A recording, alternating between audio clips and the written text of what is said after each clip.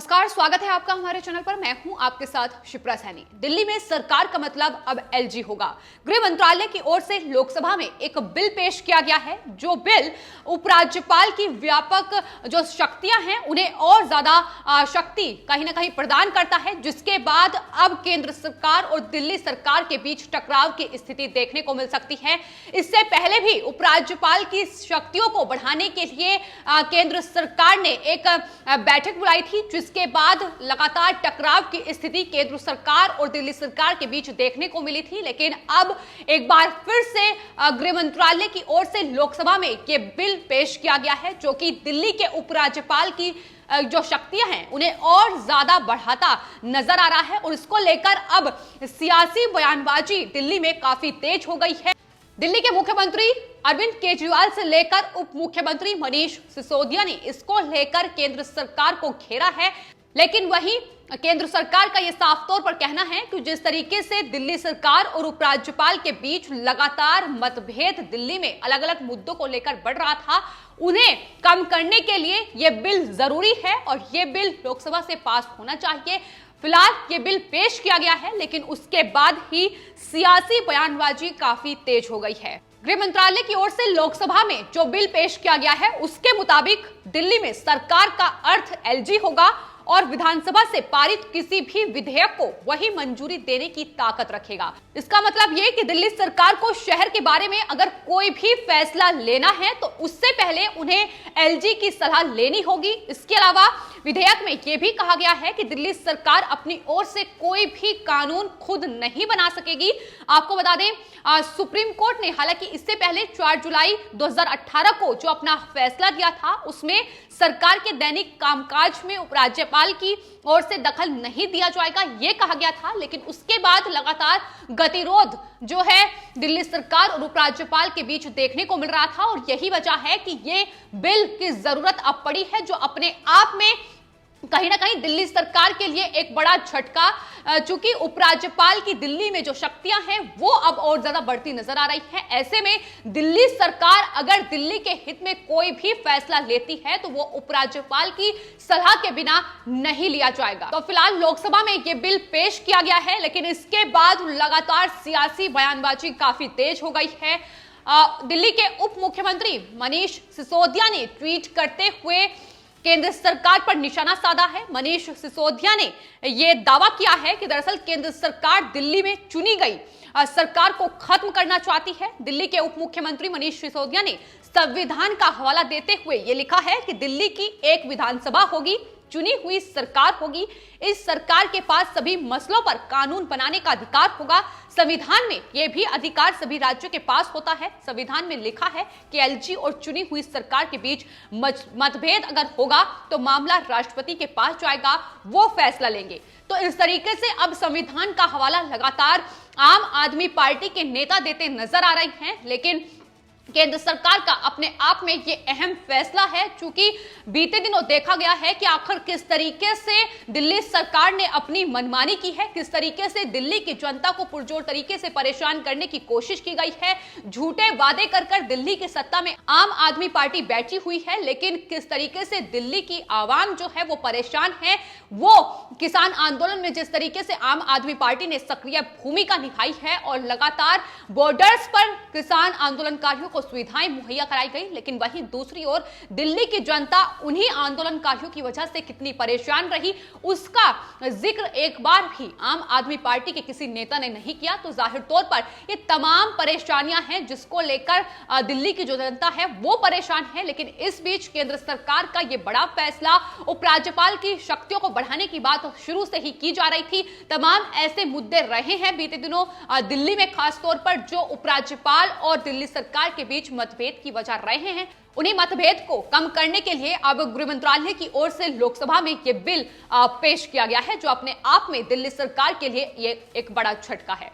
तो जाहिर तौर पर इस बिल के पारित हो जाने के बाद दिल्ली सरकार की शक्तियां बेहद कम हो जाएगी। हर एक फैसला जो दिल्ली को लेकर किया जाएगा वो उपराज्यपाल की सलाह के बाद ही किया जाएगा। हर एक फाइल उपराज्यपाल के पास पहुंचेगी और उसके बाद ही दिल्ली के हित में कोई फैसला होगा।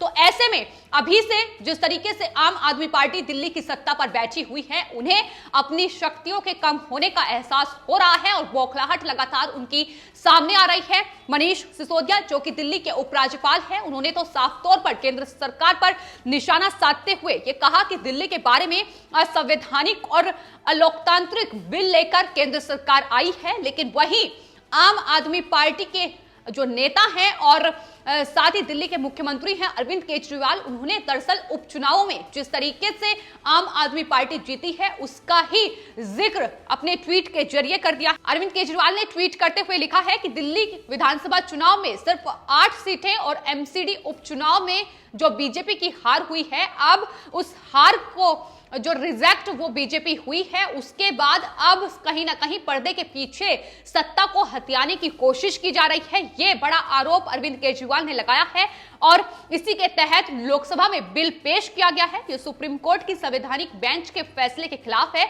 हम बीजेपी के असंवैधानिक और अलोकतांत्रिक कदम का विरोध करते हैं। तो विरोध की आवाज लगातार तेज हो रही है। जाहिर सी बात है जिस तरीके से उपराज्यपाल केंद्र सरकार के अंतर्गत आते हैं, लेकिन वहीं आपको बता दें लगातार दिल्ली की जनता भी जिस तरीके से लोकसभा में उपराज्यपाल की शक्तियों को बढ़ाने वाला ये बिल पेश हुआ है, इसको लेकर लगातार इस फैसले का स्वागत किया जा रहा है। जाहिर तौर पर दिल्ली की जनता बीते कई महीनों से खासा परेशान है, क्योंकि किसान आंदोलन में आम आदमी पार्टी सक्रिय भूमिका निभा रही है और कहीं ना कहीं जिस आंदोलन के चलते दिल्ली की जनता परेशान है, उन्हें और ज्यादा उनकी परेशानी भी आम आदमी पार्टी ही बढ़ाती नजर आई है। ऐसे में साफ तौर पर अब लोग ये मांग कर रहे हैं कि जिस तरीके से देश में केंद्र शासित जो प्रदेश है चंडीगढ़, उसमें उपराज्यपाल का शासन है, वहां वो जो सिटी है, वो जो शहर है, वो अपने आप में बेहद खूबसूरत है क्योंकि उसमें उपराज्यपाल का शासन है। ऐसे में दिल्ली में भी उपराज्यपाल का शासन ही होना चाहिए।